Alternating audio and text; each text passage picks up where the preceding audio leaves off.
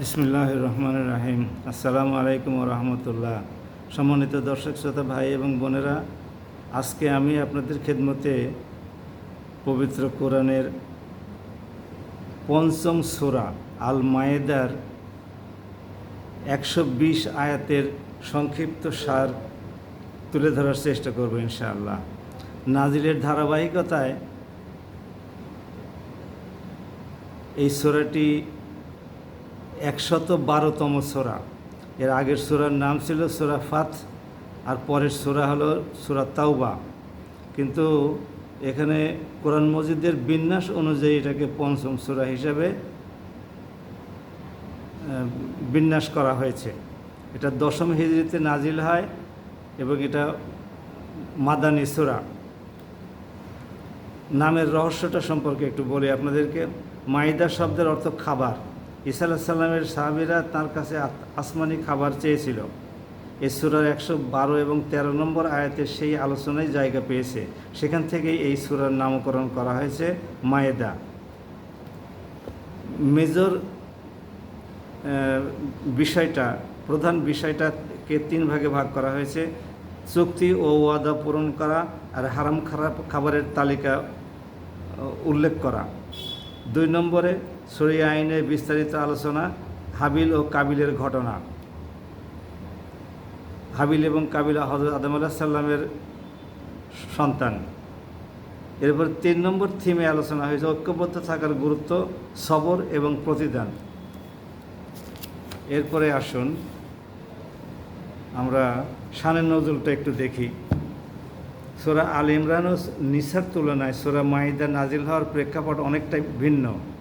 ওহুদ যুদ্ধে বিপর্যয় থেকে শিক্ষা নিয়ে মুসলিমরা এমনভাবে ঘুরে দাঁড়ায় যে ততদিনে গোটা আরব দুনিয়ায় ইসলাম এক অপ্রতিরোধ্য শক্তি হিসেবে আবির্ভূত হয়। মদিনার সীমানা বাড়তে বাড়তে একদিকে নজদ, বিপরীত দিকে লোহিত সাগর, আরেকদিকে সিরিয়া, বিপরীতে ইয়ামান পর্যন্ত বিস্তৃত ছিল। ওহুদে যে আঘাত মুসলিমরা পেয়েছিল তা তাদেরকে পঙ্গু বানাতে তো পারেইনি, উল্টো তাদের হৃদয়ে বিজয়ের বারুদকে জাগিয়ে তুলেছিল। আনুষ্ঠানিকভাবে এর শুরুটা হয় 6ষ্ঠ হিজরির শেষ থেকে। তখন উমরা করার উদ্দেশ্যে মক্কার দিকে রওনা হয়েছিলেন রাসূলুল্লাহ সাল্লাল্লাহু আলাইহি সাল্লাম। সাথে 1400 সাহাবী ছিলেন। খবর পেয়ে হন্তদন্ত ছুটে এলো কুরাইশ প্রতিনিধিরা। সাফ জানিয়ে দিল, এবছর আপনারা মক্কায় ঢুকতে পারবেন না, আগামী বছর আসুন। সেই সাথে চলুন একটা চুক্তি করে ফেলি। তার মধ্যে অন্যতম ধারা এই যে আগামী 10 বছর আমাদের মধ্যে যুদ্ধবিরতি কার্যকর থাকবে। এসে গেল মৌকা। নির্বিঘ্নে মুসলিমরা আরবের প্রান্তে প্রান্তে ছড়িয়ে পড়ল। সেই সাথে ছড়িয়ে পড়তে লাগলো ইসলামের সীমা পরিসীমা বাড়তে লাগলো। শরিয়া, সংস্কৃতি ও রাজনৈতিক ক্ষেত্রে তখন দরকার বাড়তি নির্দেশনা। তাছাড়া হুদায়বিয়া চুক্তির পরের বছর উমরা করতে গেলে মুসলিমরা কি সেই জাহিলি রীতির অনুসরণেই উমরা পালন করবে, নাকি স্বতন্ত্র নিয়মকানুন মেনে চলবে? মুসলিমদের এসব চাহিদা পূরণ করতেই ধরার বুকে নেমে আসে সূরা আল মাইদা। সেই সাথে ইহুদি খ্রিস্টানদেরও ইসলাম মেনে জীবন সাজাতে উদাত্ত আহ্বান জানানো হয় এই সূরাতে। এই সূরাকে 3টি ভাগে ভাগ করা হয়েছে। সূরার সারাংশগুলোকে 3 ভাগে ভাগ করা হয়েছে। প্রথম অংশে বেশ কিছু শরিয়া আইন নিয়ে আলোচনা করা হয়েছে। মাঝের অংশে ইতিহাসের শিক্ষা ও সতর্কতা নিয়ে বিষয়ে ইহুদি খ্রিস্টানদের ইতিহাস আলোচনা করা হয়েছে। ওরা যেভাবে নিজেরা আইন তৈরি করেছিল, আমরা যেন তেমন না করি। এরকম আইন জারি করবার অধিকার শুধুমাত্র আল্লাহরই রয়েছে। পরকালের পথে যাত্রা, যারা দুনিয়াতে কেবল আল্লাহর শাসন কায়েম হোক মনে প্রাণে তা চেয়েছে, তারাই সত্যিকারের মুসলিম, আর তাদের পরকালের পথে যাত্রা হবে ভীষণ সুন্দর। এই সূরার ফজিলত সম্পর্কে রাসূলুল্লাহ সাল্লাল্লাহু আলাইহি ওয়াসাল্লামের একটা হাদিস আছে, আহমদ শরীফের 24443 নম্বর সহিহ হাদিস। রাসূলুল্লাহ সাল্লাল্লাহু আলাইহি ওয়াসাল্লাম বলেছেন, যে ব্যক্তি কোরআনের প্রথম 7টি সূরা আঁকড়ে ধরে সে জ্ঞানী। এরপরে কেন্দ্রীয় যে বিষয়বস্তু এই সূরার, তাকে 4 ভাগে ভাগ করা হয়েছে। প্রথমত ওয়াদা পূরণ। ইসলাম কবুল করার সাথে সাথে বান্দা আল্লাহর সঙ্গে চুক্তিতে আবদ্ধ হয়ে যায়। সেই চুক্তি হলো সে তার মনিবের সকল আদেশ নিষেধ মেনে চলবে। সূরার শুরুতেই এসেছে সেই ওয়াদা পূরণের তাগিদ। একই সাথে সেই চুক্তি পূরণ করার রাস্তাও দেখানো হয়েছে।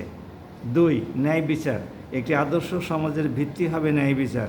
ইনসাফ ও সামাজিক ন্যায্যতা প্রতিষ্ঠা ছাড়া একটি সমাজ কখনো সঠিক পথে চলতে পারে না। 3.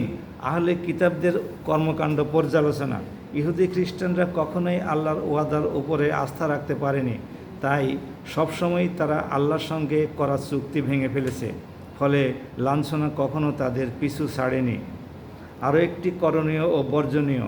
সূরার শেষ ভাগে আল্লাহ রাব্বুল আলামিন মুমিনদের জন্য কিছু হালাল হারাম নির্ধারণ করে দিয়েছেন, যেমন মদ, জুয়া সহ সকল ধরনের হারাম ছেড়ে ধরতে বলেন তাকওয়ার পথ।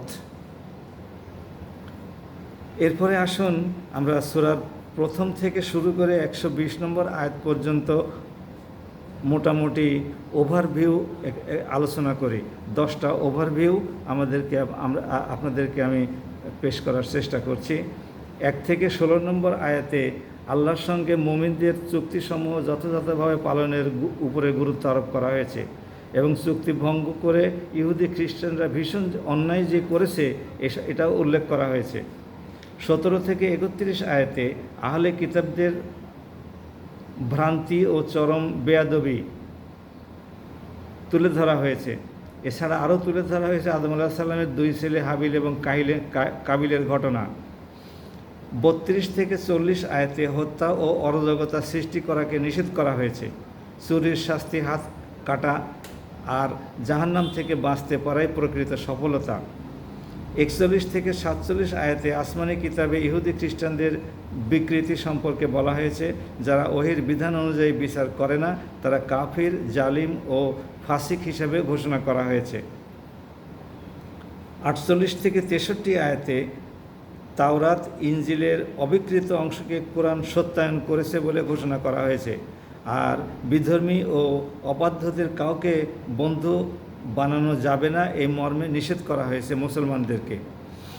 64 থেকে 79 আয়াতে ইহুদিরা বরাবরই আল্লাহ এবং নবীগণের বিরুদ্ধে দাঁড়িয়েছে, আর নবীকে সুরক্ষা দেওয়ার দায়িত্ব আল্লাহ রাব্বুল আলামিন নিজেই গ্রহণ করেছেন। 70 থেকে 86 আয়াতে প্রকৃত সত্য ঘটনা হলো ইহুদি এবং মুশরিকরা জাতিগতভাবে মুসলিম বিদ্বেষী, তবে খ্রিস্টানদের মাঝে কিছু ভালো লোক আছে বলে বলা হয়েছে। 87 থেকে 100 আয়াতে বলা হয়েছে হালাল ও হারাম এবং শপথের ব্যাপারে দিক নির্দেশনা। এছাড়া তুলে ধরা হয়েছে মানুষের উপর আল্লাহর অনুগ্রহের কথা। 101 থেকে 118 আয়াতে অযথা প্রশ্ন জটিলতা বাড়ায় সে সম্পর্কে বলা হয়েছে। মৃত্যুকালীন ওসিয়তের বিধান দেওয়া হয়েছে এবং ঈসা আলাইহিস সালামের নিদর্শন, দোয়া ও পরকালীন জবাবদিহিতার চিত্র প্রস্ফুটিত হয়েছে।